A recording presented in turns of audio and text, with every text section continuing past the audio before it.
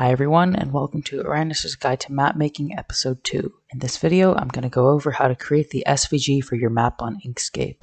If you don't know what an SVG is, or you don't know how to use Inkscape, I covered that in Episode 1, so go check it out. Otherwise, let's get started. So, as mentioned in the last episode, the first thing to do is set the size and units of your map. So head over to Document Properties, set everything to pixels, set the scale to 1, and then set your map size to whatever you want. I'm going to use 900 by 900 because I'm making an average size map. So when that's done, you can go ahead and close out of that. I also like to save the SVG before I get started. So do File, Save As, and save it somewhere in your files. And make sure to save it every 10 minutes or so, just so you don't lose any progress if Inkscape crashes, because it is known to crash once in a while.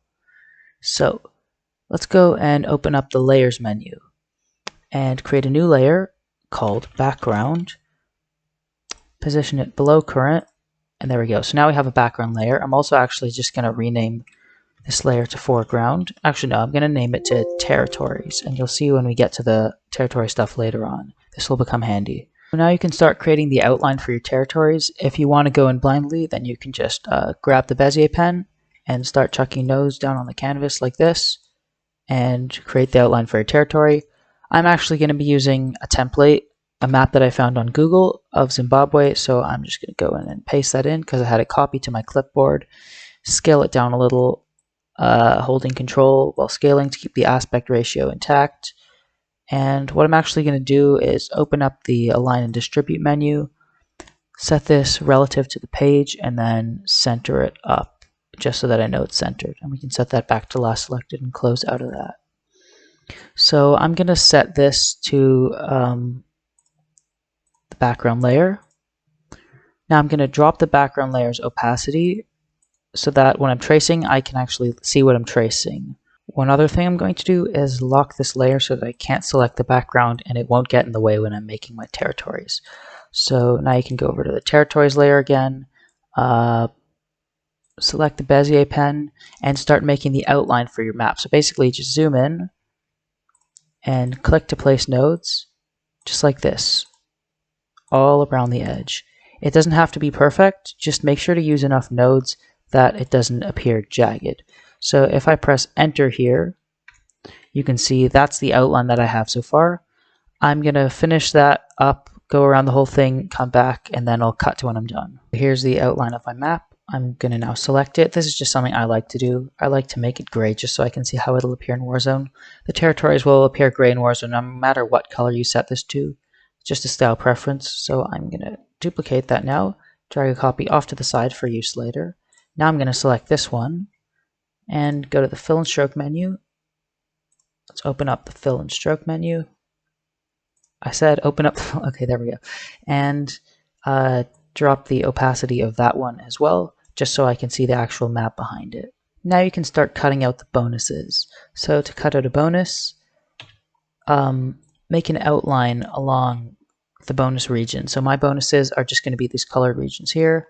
So I'm going to start here. It's a common practice to just start at a node when you're doing border rather than starting, for example, in the middle of a line like this, just because this looks a little worse. So go and grab the Bezier pen and create your border. When you're done, come over to each end node like this and drag it slightly past, just like that. Just so that you make sure that it cuts through all the way when we're actually cutting the border out. And so now it's time to cut the bonus. What I like to do is come over to the stroke style, so this pixels, and make it around 2 pixels. Just make it a little thicker. It looks a little nicer in the end product. That's just my style preference. So now we're going to have to do a couple of path functions. Bear with me here. So first, stroke to path, convert this thing to a path. Then select the outline and do path difference. And so that just punched a hole in the outline. You can see there's a hole. And now what you do is path break apart. And what that does is it splits the path into 2 different parts. So now you have your bonus cutout. Now you can go ahead and do the rest of the bonuses manually, but I'm going to show you my way that I use to make it a little more efficient. So basically what I do is draw all of the bonuses and then cut it all in one function. So I'm going to cut to when I'm done drawing all of the bonuses. I'll see you in a second. I'm done drawing my bonus borders. One thing to note is that with this method, you do not want the lines to overlap because that will show up in the final result. So now it's time to do the cutting. You got to select all of the bonus borders that you've drawn out, or you can just do this, select one of them, select same, fill and stroke, and that will automatically select them all. And now what you have to do is, well, first of all, I'm going to make mine 2 pixels thick, just like the other one, and then do path, stroke to path, path union. So now we have one big outline like this. Now select the outline behind it and do path difference, just like before, and once again, path break apart. And so now you have all of your different bonuses cut out. Cutting territories is a lot easier than cutting borders because you only need one function to do it. So basically grab your Bezier pen. I'm just going to do this one quickly. Trace out your territory. That will be fine. Hit enter to confirm it. I'm actually going to use the nodes tool here and just adjust that section. Adjust that section just a little bit so that it comes in at a nice clean angle. Just a style preference. And now select the bonus and do path, path division. There it is. And that just cut your territory out. You don't really want gaps between territories. You don't need to do all that stuff to create the gaps and to create adjacent borders. But yeah, that's basically what you do for cutting territories. And now I'm just going to go through and cut all the rest of the territories. You do have to do this part manually.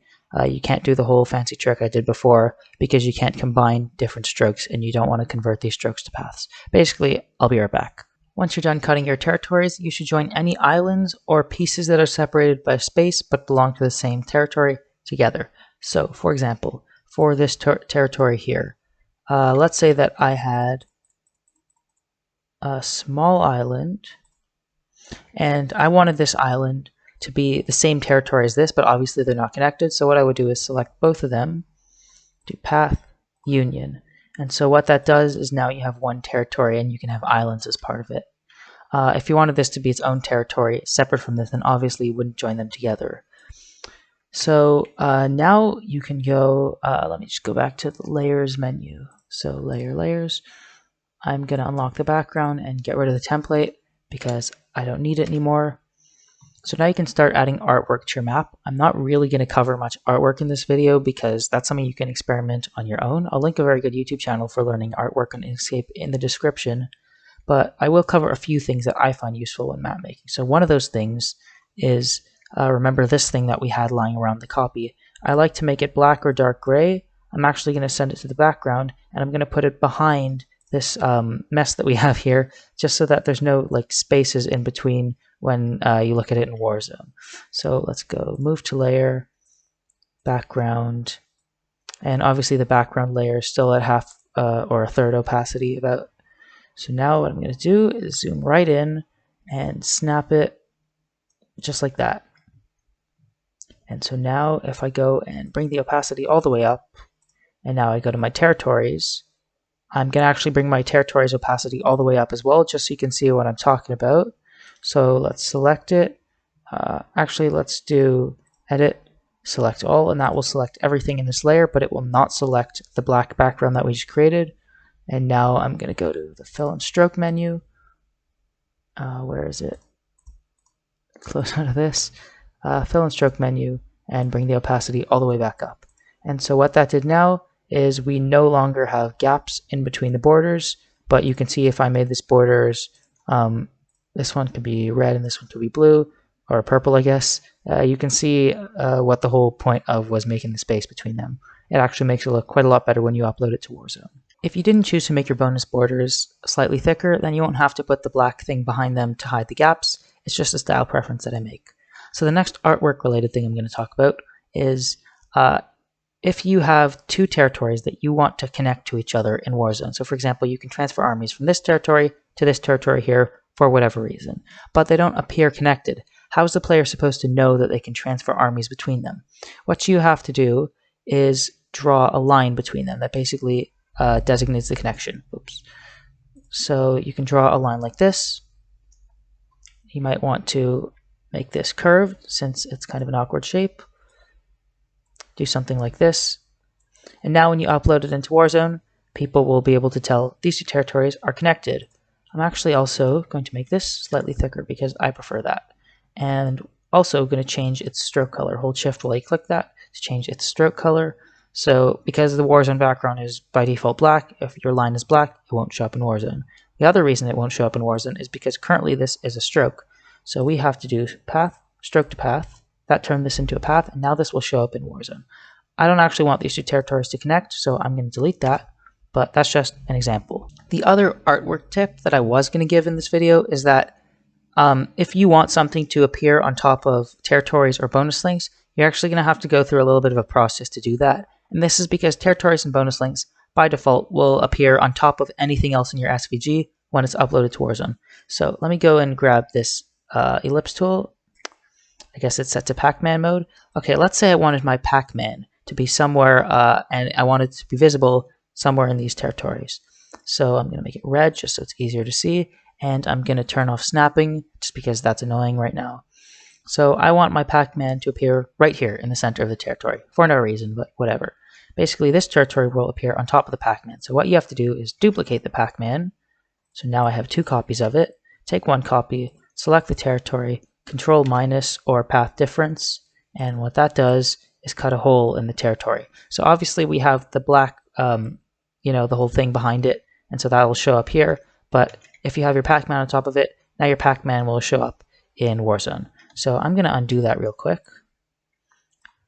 If you want this Pac-Man to show up right here for whatever reason again, what you have to do is do the path difference whole thing with this territory, this territory, this territory. Basically, you have to cut a hole, a Pac-Man shaped hole in all these 3 territories just so that the Pac-Man will be able to show up.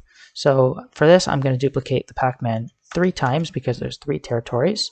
And so now I have 3 copies. I'm going to take 1 Pac-Man, select this, and again do Control minus or path difference. You get used to the keyboard shortcuts after using Inkscape for a while. And select the 2nd Pac-Man, select this territory, 3rd Pac-Man, this territory. Now if I move the Pac-Man away, you can see I have a nice Pac-Man shaped hole in the territories.